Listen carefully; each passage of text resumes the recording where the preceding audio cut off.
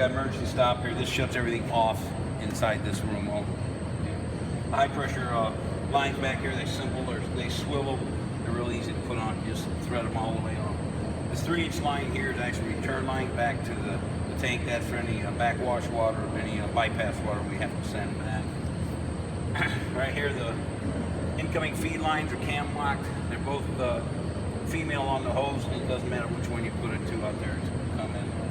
Right here is if you're going to use the same cord, run the power into here.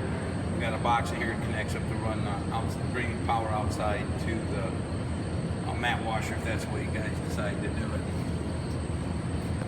Up here on the top here, right here we have an 8-inch powered vent.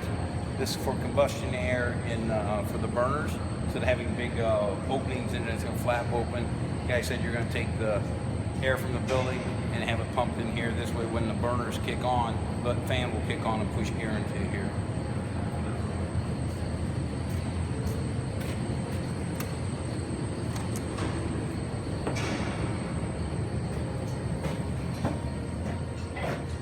Starting over here in the front side, I'm going to talk about filling the unit. You have the oil water separate. You'll need to have filled it with water also. Also have to fill this side of it, and then when you kick on the filter pump, it'll actually fill both of the filters, and then it'll continue back here in the filters. Filters come back here. It'll actually fill these 2 filters, and it'll come up and actually fill the filter tank going to the pressure washer. Now that can be done as long as you have a hose over here into the oil water separator and filling it. You can come over here and turn on the filter pump and have it in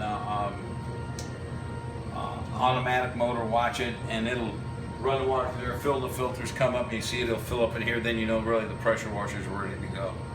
Same scenario with the 250 micron. Water will come in just like you come in here, and since it needs water, the valve will open up, come in, run through the cyclones, and fill the unit here. Just make sure everything's filled up with water. Sometimes I'll take in, like you said, I'll take the hose out there, connect it, and have somebody open the valve to get all the air out of the line.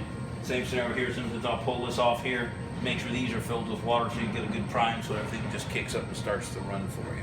Down underneath, show you on the high pressure side, there are actually valves. Okay, you have to make sure the valves are in the open position. Because right now this is in closed position because they've been taking clearing all the air out of the lines. They're blowing out the coils. But the open position for this is down. The flow going up for the high pressure pumps. So that's in the open position. I'm gonna kick both these open because they've already been flushed out. And so now it's open, so when you fill, it'll gravity feed and get it ready when the pumps kick on. The pumps are ready to go. So once you have the whole system filled with water, you're ready for double check everything. Hose are all connected. You're actually ready to start the unit.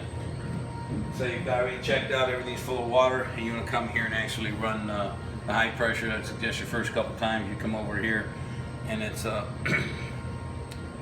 HP1 is the one closest to the burners. HP2, we have them marked out here, is right next to you here.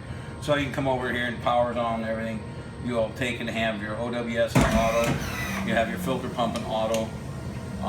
They'll have 250 micron in auto, because it'll sense it. It may kick on, start filling itself on the 250.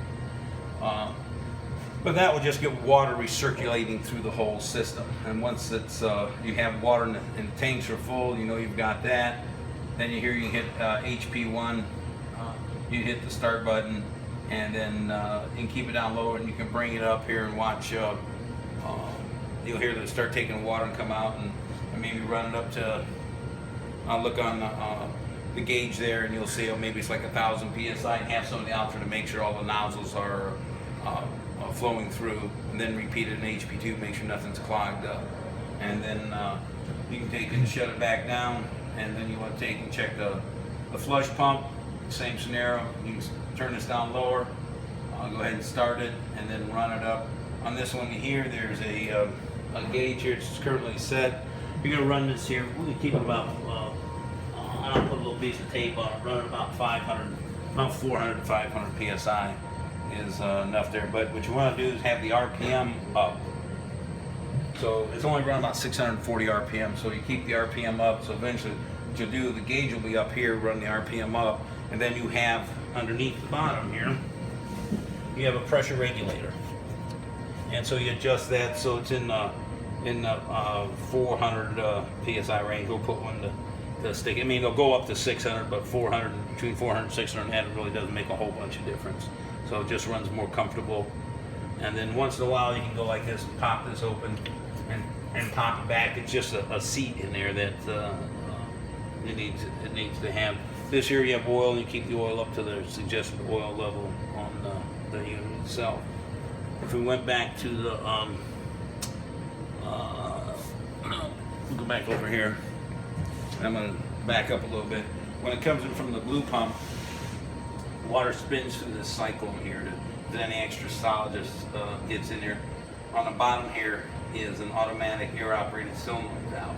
So that as they collect in the bottom here, this unit here, when the air's on, everything's set up. It can be set on a timer. If it's going to be like once a day or once every 4 hours, it will actually open up, purge, and let that dirt shoot back to the big tank to resettle itself out. That works on both of the cyclones. There's two cyclones here, time mount basic, both the same. On the Yardney filter here, the same scenario, just from people's experience, how they like to set them. They typically have this unit here set to backwash each one of these for 5 minutes every hour. And so that's done here. We'll have that set for you. So it's a controller here that it senses an hour, and then what it does, it reverses the flow of the water in the filter, heads it backwards and heads out the tank there, and it'll run 5 minutes while this one's still filtering, so you still have water in here. So this can be happening while you are still washing, you really don't even know it. Up on the top here, this is the a backwash restrictor valve on it, and it's open just a little ways because you don't want too much. If you open up too much and you get too much flow coming back out, and it'll try to pull media out with it. So it's typically backed off only about a turn and a half that it's out there. But when I get up there, if you have questions on that, I can help you on that one there. If you look at controls, each one has its own disconnect for the air compressor. All the pumps have their own disconnects on them. Where we go until, let's go back here by the burners. Burners, we've checked them out. We have ignition. The one thing you don't have here is the fuel yet. But for whoever's doing your burner, bringing your fuel in here, we'll have one here. We'll actually have one in the manual what to do. But this will be this water heater one goes for HP one. So if you want hot water, and once you have the natural gas, the right thing to do, right now everything's sparking, it says yes, it's going to work. Natural gas bled the lines, it should pop right over for you. We have it set up, we have it connected on the roof to a 2-inch, coming down to 1 inch for each one of them feeding. It's capped off there right now. We have the drip legs on them. These are modulating gas valves, so when you're running at first, you're going to notice the water's one temperature, running heat, and all of a sudden you're going to notice it's getting warmer and warmer. And after it gets warmer, every time this is going to start going up 10 degrees higher. Every time it goes up 10 degrees out there, it's going to be 10 degrees higher here. So eventually it builds itself up. If you set it for, I'd set it for 135, 140. And then if it ends up being there and the water cools down, if it gets to that temperature, it'll actually take, the flame would slow lower, just run a lower heat, then just full bore and shut off full bore. That's how the modulators work. On these here we also have automatic flue dampeners. So once you turn on the burner switch, the dampeners will actually open up and let so the exhaust fumes can escape. And that's one thing I think is important, because especially if you're running up there in this real cold temperature, you keep positive air in here. Even though there's a boiler rated They have little fins. You know, if you told some of the temperatures you have, it could come down and freeze up in the top there, radiate and freeze up inside the coil. So at night there, keep the air fan going, pumping air into the room here. I think we've got something set up for a bypass or something here to make that, or just keeps the burner switch in the on mode. Will make it so you can keep pulling air. But we also have, to just keep it positive air, also here, there's a natural gas burner to keep inside the unit itself heated. It could be the standby or the primary, depending which one. If you were to bring 50-degree air in here and it's staying 50, then you know, turn this down to 40 or 50, just have it rated, but it could come on and keep the container building so nothing freezes. We just have it capped right now, so you can undo the cap. We have the exhaust stack and everything set, so you can go up through the roof and caulk it and seal whatever you have to do there. The high pressure lines, we did insulate the heated high pressure lines coming down. On the back there we actually have because the coils make moisture when they run, we actually have small condensate pumps underneath here. We have a drain pan there, so you may see water dripping down when they're running, but it's into a pan, it goes into a condensate pump. The condensate pump's located underneath it, and then that pumps it up into this white pipeline, in case you wonder what the white PVC pipeline, we have one buried in here someplace, right up in here, and that runs it back over and dumps it right here. Just take the condensate, we're just throwing it right back in this flush off spray bar. And that's kind of the gist, but pretty confident guys will get in here and say, oh, we'll put this thing together and have it run like most guys do. I'm trying to make it, and then you can always, when you're questioned there, you give me a holler when you're putting it up.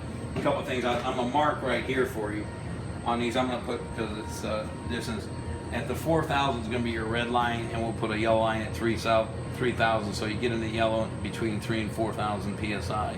You know, so you can run it up to 4 if you want it, but you'll see where it cleans how you want it. Also, the little oilers here, these are an option. A lot of times these are just done with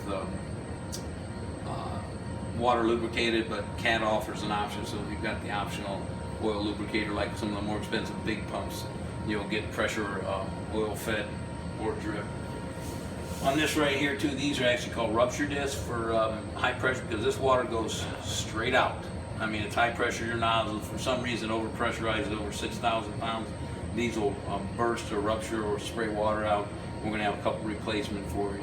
That could be as simple as someone taking off the nozzles, or the nozzles get dirt in it, or you know, something gets by something, too much pressure, or let's say you had it and the lines froze, and you did it, boom, you wonder why, hey, what's going on in here? That's because it went over pressure and blew.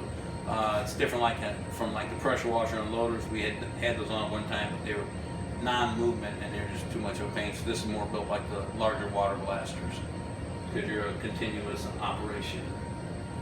Oil sight on the pumps you're probably familiar with. Just going to look at the middle of the line. And then we did go around here, and then we'll have some more tagging done. We have an HP2, so you know what's going. HP1. We have a high pressure holding tank here, a flush pump holding tank. We went and marked all the pumps what they wore. So all the pumps have labels and of what they are. And that should be a pretty good heads up. But again, you want this container set level also, and then it's at least a good start to get things going. Thanks. Got any questions? Give George a call.